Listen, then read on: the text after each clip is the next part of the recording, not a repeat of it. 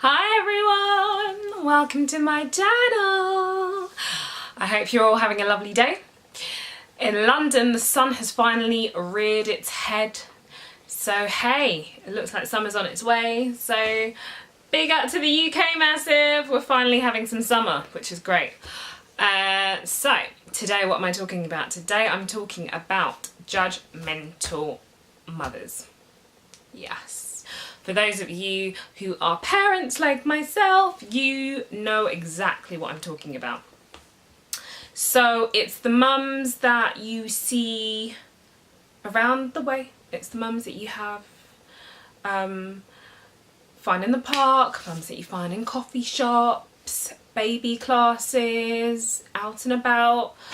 Just always have an opinion about what you're doing and what you're not doing and what you should be doing. It is none of your business. Okay, so a lot of mums that I know have had various comments from lots of other mums in respect to how they decide to parent, how they decide to raise their children. And I've almost had it up to here, to be honest. It's interesting to hear, especially mums that I'm quite close with. But gosh, it doesn't half make me want to roll my eyes, like seriously? But you know, apart from the fact that everyone is always going to have an opinion about absolutely everything, it's more the case of how do you deal with it. So I think for a lot of mums that I know, it's a case where certain comments tend to bother them or really get to them when it's made by other people, especially if it's family and close friends, mainly. But I can honestly tell you that it's really something that we need to kind of find a way to get past, to be honest, because I think even by the time your baby reaches, you know, the age of nursery, primary school, secondary school and so forth, people are always going to be, you know, people are always going to say things. People are always going to have an opinion about what you've done and what you should be doing and blah, blah, blah, blah, blah, blah, blah. But I think my message to mums who have been in a situation or find themselves in situations with people commenting about whatever it may be, I think me personally, I think it's a matter of letting it go over your head completely. So I'll give you a prime example. When my daughter was born, she weighed 6 pounds, bang on 6 pounds, but she was very, very, very, very, very small. Like, she was tiny. She was tiny to the point where when I was out and about, if I was carrying her in the baby carrier or literally just carrying her in my arms and pushing the pram along, I'd often get random people off the street saying, oh, she's so tiny, oh, she looks like a dolly, oh, she looks like this. And the question they would often ask me is, was she born premature? No, my child was born at full term, 40 weeks at full term. Now, a couple of times I remember thinking, I know she's small, but is she really that small? And then there were a few other times where I just thought, oh, whatever. And then I remember taking her to the GP to get weighed, and I think this was for her 6-week check. And again, the GP, who is not a mother herself, kept on going on about how she's so small and is she eating right and is she opening her bowels and is she urinating? Of course my child's opening her bowels and urinating. Do you really think I would be at the GP surgery just here for a casual weigh-in if my child wasn't eating, opening her bowels and urinating? I would have been down at A&E a long time ago, trust me. And I do remember that she asked me a lot of questions with regards to how I breastfeed and if my daughter latches on as she should and if I could show her and blah blah blah blah blah. And I remember specifically that evening getting home and I actually broke down. I actually had a real sob, and I remember my mum walking into the room and asking what was wrong, and I said, oh, you know, the GP said this and she's questioned that, and you know, my mum really comforted me. She was like, is absolutely fine. Like, she doesn't know what she's talking about. She doesn't have children. You know, your child's healthy. You can tell that she's growing. She's eating well. She's sleeping well. What are you crying about? But I think in the moment, I just felt like people went on and on and on about how small my child was. Like, you know, no shit, Sherlock. But, excuse my language. But in terms of, you know, are you feeding her and are you doing this and are you that? Of course I'm feeding my child. What do you think I'm going to do? Starve my child? Like, really? So things like that really, really got to me. I mean, you know, there's been a couple of other, like, times where, you know, people say things and you know, voice their opinions about things. Not that it's asked for. But I think after that moment, and I think at that time, yeah, my daughter was 6 weeks old, so I think at that point I remember just thinking that, do you know what, I don't really care what anyone else has to say. I don't give a toss. I'm just gonna do things as I see and as I think is best, which is what I've been doing, and it's been absolutely fine. So I think now when I come across people, if they have various opinions or ask various questions, it doesn't really get to me. It doesn't even faze me in the slightest, to be honest. So, you know, I get on with what I need to do. She's growing well and all the rest of it, and that's absolutely fine. But I know that there are a lot of you that are you get a lot of stick from people talking about, you know, whether or not you should still be, you know, co-sleeping, whether or not you should still be breastfeeding because they're nearly one, whether or not you should be feeding on demand or not, whether or not you should be comforting them as soon as they kind of make the slightest bit of a cry and things like that. And you know what, all I'm going to say to you mums is, you know, mums know your child best, and I'm sure a lot of you know that you will be the ones to bear the brunt of the consequences, irrespective of how your children or your child turns out. So myself to you would be, do what you are doing, do whatever makes your child happy, whatever makes you happy. As they say, a happy mum is a happy baby, a happy mummy is a happy baby, or a happy baby is a happy mummy. Oh, I don't know, you know what I mean. Can you tell that the sunshine's got into my head, believe? But just do what you do best. You know, partners will try and intervene and say X, Y, and Z, and maybe you should be doing, again, butt out, okay? In-laws, butt out. Do you understand? People around you, you know, neighbours and all the rest of it, sod off. If you care that much, go and have your own child, you know?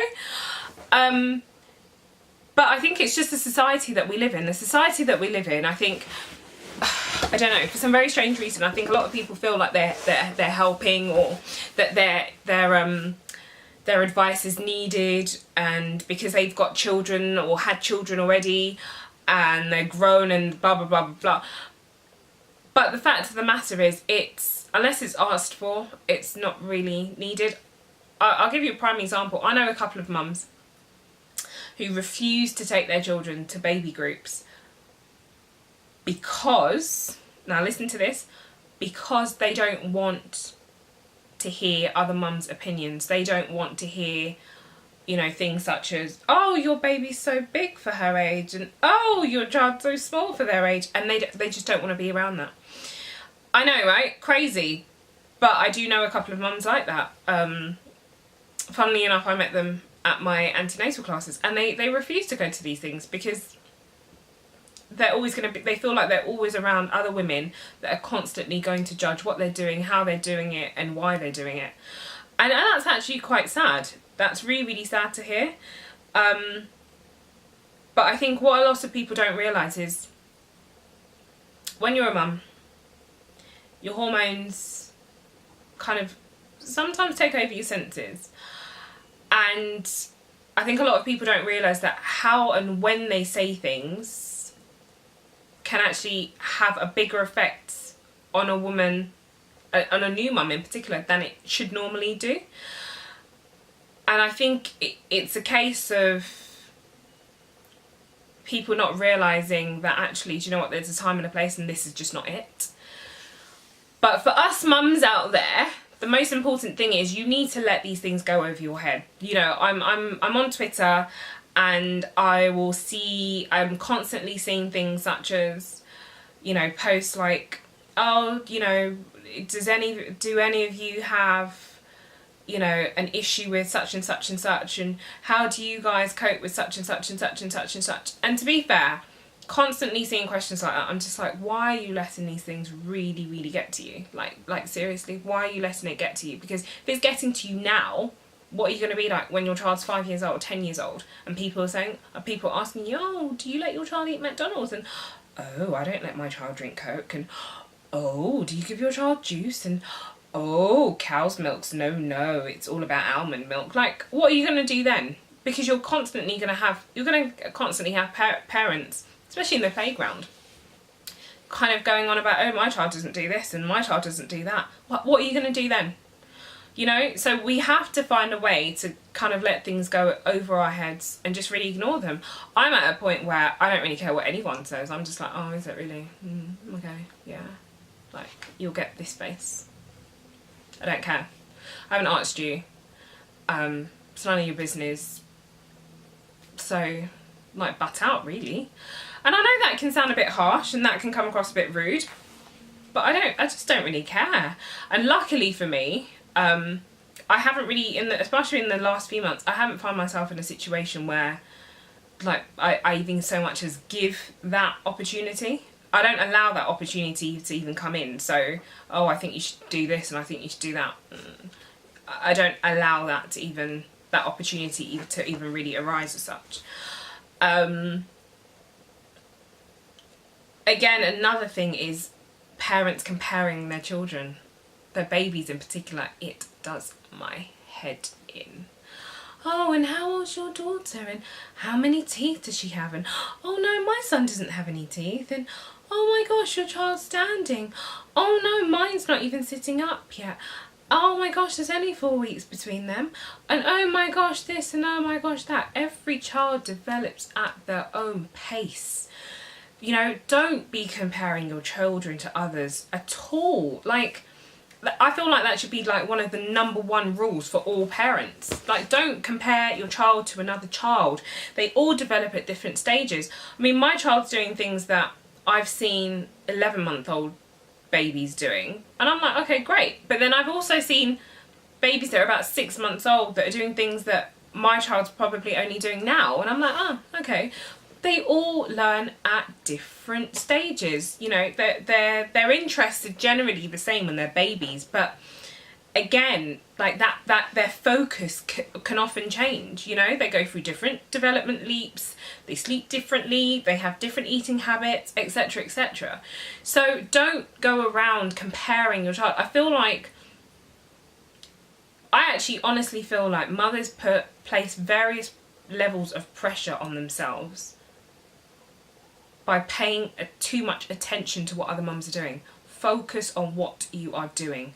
I'll give you a prime example. So I take my daughter to a number of baby classes, and I remember when I first started taking her to baby classes, she was about 6 weeks old, and I'd often have various parents, bearing in mind this is like, you know, baby classes where there's often between 12 and about 18 of us in a class, and I'd often get parents that I hadn't even necessarily even noticed in the class coming up to me at the end of the session and telling me how amazing my daughter's been and how attentive she is for a baby so young and blah blah blah. And they tell me all these things that would make me think, hold on.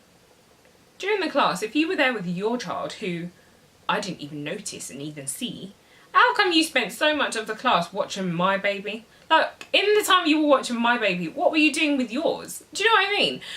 And I'd often get all of that and, oh my gosh, no, my gosh. And I've always been one of these parents where I'll socialise with all the other mums and stuff, especially like break time, before class break time and after the session, and the babies, and often exchange details with, you know, like-minded mums and stuff at the end. And that's absolutely great.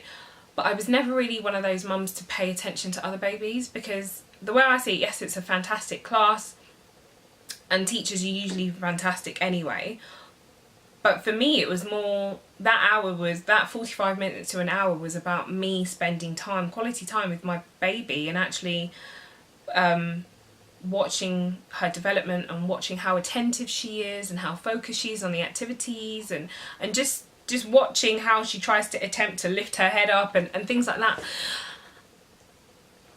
But yeah, I think I notice it now. My daughter's 9 months old, and now I see it a lot more with other mums. And I think that's probably now that my daughter's a lot more, she's a lot more mobile and she's a lot more independent now.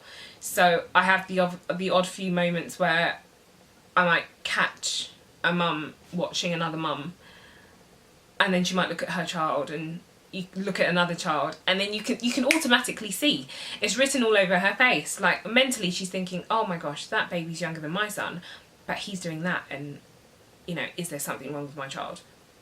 I don't really understand. I don't know, but I guess parents do this all the time. As a teacher, I see it with parents, even at secondary and sixth form level, where it's this boy got that mark in his exams, how come you didn't get that? And and that kind of thing. So I really feel like when babies are babies, toddlers are toddlers, and children are growing, I really feel like it's so important to not label them into certain categories, to not compare them to other children.